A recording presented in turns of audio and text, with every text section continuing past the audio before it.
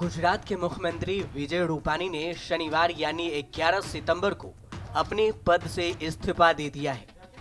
किसी को अंदाजा भी नहीं था कि रूपानी अचानक इस्तीफा दे देंगे। उन्होंने इस्तीफा क्यों दिया, इसको लेकर अब अटकलबाजियां तेज हो गई है। ऐसा कहा जा रहा है कि BL संतोष ने 10 सितंबर को विजय रूपानी से मुलाकात की थी और उन्हें इस्तीफा देने के लिए कहा था। इसके एक दिन पहले 9 सितंबर को देश के गृह मंत्री अमित शाह के साथ भी विजय रूपानी की मुलाकात हुई थी। उसके बाद अचानक विजय रूपानी ने इस्तीफा दे दिया। गुजरात के CM का चेहरा बदलने के पीछे कुछ मुख्य वजहें मानी जा रही है। सूत्रों के मुताबिक पहली वजह चुनाव में हार का डर। विजय रूपानी जब से मुख्यमंत्री बने थे तब से ही ये अटकलें लगाई जा रही थी कि बीजेपी राज्य में नेतृत्व परिवर्तन कर सकती है। पिछले महीने ही CM रूपानी ने CM के तौर पर 5 साल पूरे किए थे। अब उन्होंने पद से इस्तीफा दे दिया है। गुजरात में किसी भी सांसद के लिए राज्य का मुख्यमंत्री बनना आसान नहीं होगा, क्योंकि अब विधानसभा का चुनाव सिर्फ 1 साल दूर है। तो ऐसे में किसी सांसद के लिए राज्य के सदन में चुना जाना मुश्किल होगा। विजय रूपानी के इस्तीफे के बाद सियासी हलचल तेज हो गई है। विजय रूपानी के इस्तीफे के बाद कांग्रेस नेता हार्दिक पटेल ने बीजेपी पर हमला बोला है। हार्दिक पटेल ने कहा है कि मुख्यमंत्री का इस्तीफा गुजरात की जनता को गुमराह करने के लिए लिया गया है, लेकिन असली परिवर्तन अगले साल चुनाव के बाद आएगा, जब जनता बीजेपी के सत्ता को उखाड़ फेंकेंगे। हार्दिक पटेल ने ट्वीट कर लिखा, मुख्यमंत्री का इस्तीफा गुजरात की जनता को गुमराह करने के लिए लिया गया फैसला है, लेकिन असली परिवर्तन अगले वर्ष चुनाव के बाद आएगा, जब जनता बीजेपी को सत्ता से उखाड़ फेंकेंगी। मुख्यमंत्री रूपानी को बदलने का मुख्य कारण अगस्त में RSS और बीजेपी का गुप्त सर्वे चौंकाने वाला था। कांग्रेस को 43% वोट और 96 से 100 सीट, बीजेपी को 38% वोट और 80 से 84 सीट, आप को 3% वोट और 0 सीट, मीम को 1% वोट और 0 सीट और सभी निर्दलीय को 15% वोट और 4 सीट मिल रही थी। भाजपा ने सिर्फ मुख्यमंत्री बदला है, लेकिन गुजरात की 6.5 करोड़ लोगों ने सरकार बदलने का मूड बनाया है।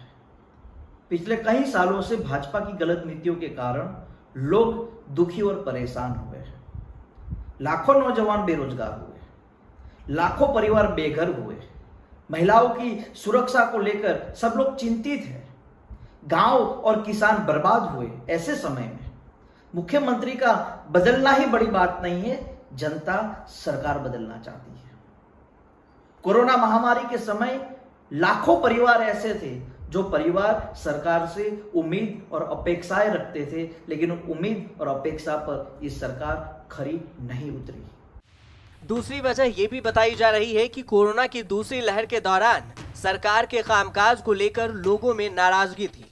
इसके साथ गुजरात बीजेपी के अध्यक्ष CR पाटिल और CM के बीच तालमेल की भी कमी थी। साथ ही बताया ये भी जा रहा है कि कुछ विधायकों ने भी विजय रूपानी को लेकर शिकायत की थी कि अधिकारियों पर उनकी पकड़ कमजोर है। 2017 के चुनाव में विजय रूपानी के मुख्यमंत्री रहते बीजेपी 100 सीटों का आंकड़ा भी पार नहीं कर पाई थी। इन्हीं वजहों से चुनाव से पहले बीजेपी ने गुजरात में नेतृत्व परिवर्तन का फैसला लिया।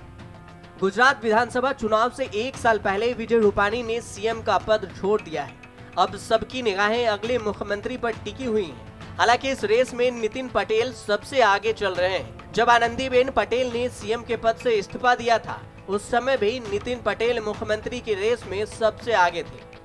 CM पद से इस्तीफा देने के बाद विजय रूपानी ने कहा कि अब उन्हें जो भी जिम्मेदारी मिलेगी वह उसको पूरा करेंगे। उन्होंने कहा कि CM रहते हुए उन्हें गुजरात की जनता का भरपूर समर्थन मिला। ये हमारी पार्टी की विशेषता है कि जो दायित्व पार्टी द्वारा दिया जाता है, पूरे मनोयोग से पार्टी कार्यकर्ता उसका निर्वहन करते हैं। और मुख्यमंत्री के रूप में मुझे जो दायित्व का निर्वहन करने के बाद अब मैंने मुख्यमंत्री पद से त्याग पत्र देकर पार्टी के संगठन में नई ऊर्जा के साथ काम करने की इच्छा भी जताई है। अब मुझे पार्टी का द्वारा जो भी जिम्मेवारी मिलेगी उसका मैं संपूर्ण दायित्व और नए ऊर्जा के साथ प्रधानमंत्री जी के नेतृत्व में माननीय राष्ट्रीय अध्यक्ष जी के मार्गदर्शन में मैं अवश्य काम करता रहूंगा। गुजरात में बीजेपी विधायक दल की बैठक होनी है। बैठक के लिए सभी विधायकों को गांधीनगर बुलाया गया है। माना जा रहा है कि इस बैठक में गुजरात के नए मुख्यमंत्री के नाम पर मुहर लग सकती है। इससे पहले कल केंद्रीय मंत्री मनसुख मंडाविया भी अहमदाबाद में बीजेपी दफ्तर पहुंचे थे और पार्टी के बड़े नेताओं के साथ बातचीत भी की थी। नए मुख्यमंत्री को लेकर जिन नामों की चर्चा है उनमें डिप्टी सीएम नितिन पटेल का नाम सबसे आगे है। मुख्यमंत्री पद के लिए दूसरा नाम केंद्रीय मंत्री मनसुख मंडाविया का है। सौराष्ट्र क्षेत्र से आने वाले मंडाविया मोदी कैबिनेट में युवा चेहरे हैं, लेकिन अब सबकी निगाहें अगले मुख्यमंत्री पर टिकी हुई हैं। न्यूज़ तक ब्यूरो।